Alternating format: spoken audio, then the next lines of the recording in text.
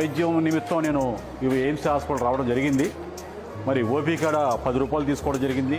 మోడీ ప్రభుత్వం గారు, కేంద్ర ప్రభుత్వం గారు 10 రూపాయలతోనే సౌకర్యం కల్పించారు. మెడిసిన్స్ కాడ నేను ఈరోజు ఒకటే తీసుకున్నా. దీని మీద ఎంఆర్పీ అయితే 81 రూపాయల 7 పైసలు ఉంది. డిస్కౌంట్ పోను 33 రూపాయలు ఇవ్వడం జరిగింది.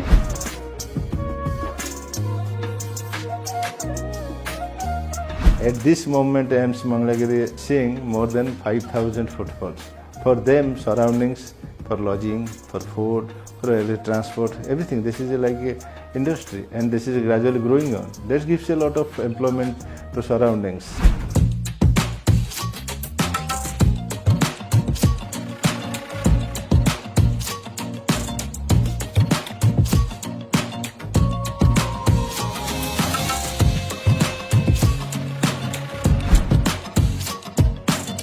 ఆంధ్రప్రదేశ్ రాష్ట్రం ఘనమైన చరిత్ర మరియు ఆవిష్కరణలకు ఆలవాలమైన రాష్ట్రం. భారతదేశం అభివృద్ధి పదం వైపు నడవడంలో ఆంధ్రప్రదేశ్ ది ప్రముఖ పాత్ర. ఈ రాష్ట్రం రైస్ బౌల్ ఆఫ్ ఇండియాగా ప్రసిద్ధి చెందింది.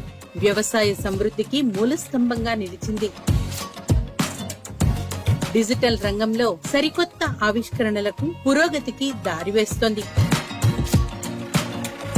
ఇప్పుడు ఈ రాష్ట్రం తన ఆరోగ్య సంరక్షణకు ప్రాధాన్యత ఇవ్వడంతో పాటు రాష్ట్ర పౌరుల శ్రేయస్సును మెరుగుపరచడమే లక్ష్యంగా పెట్టుకుంది. ఆంధ్రప్రదేశ్ రాష్ట్ర ప్రజల సంపూర్ణ ఆరోగ్య వ్యవస్థను రూపొందించడానికి భారత ప్రభుత్వం కీలక కార్యక్రమాలను చేపట్టింది. ఈ చర్యల వల్ల వెనుకబడిన తరగతులకు, పేదవారికి నాణ్యమైన వైద్యం అందుబాటులోకి వచ్చింది. ఈ సంకల్పంలో భాగంగానే ప్రతిష్టాత్మకమైన ఆయుష్మాన్ భారత్ యోజన ప్రధానంగా 4 అంశాలతో రూపుదిద్దుకుంది.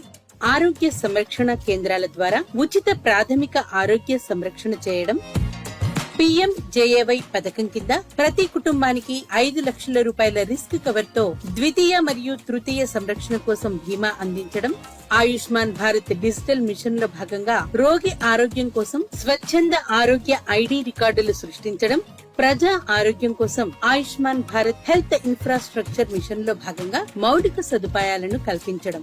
ఈ 4 అంశాల యొక్క ప్రధాన లక్ష్యం ఏంటి అంటే ఆరోగ్య రంగంలోని అన్ని విభాగాల్లో నాణ్యమైన వైద్యం అందించడం. ఆయుష్మాన్ భారత్ యోజన కింద 10 కోట్ల మందికి పైగా బలహీన కుటుంబాలకు లబ్ధి చేకూర్చాలని భారత ప్రభుత్వం లక్ష్యంగా పెట్టుకుంది.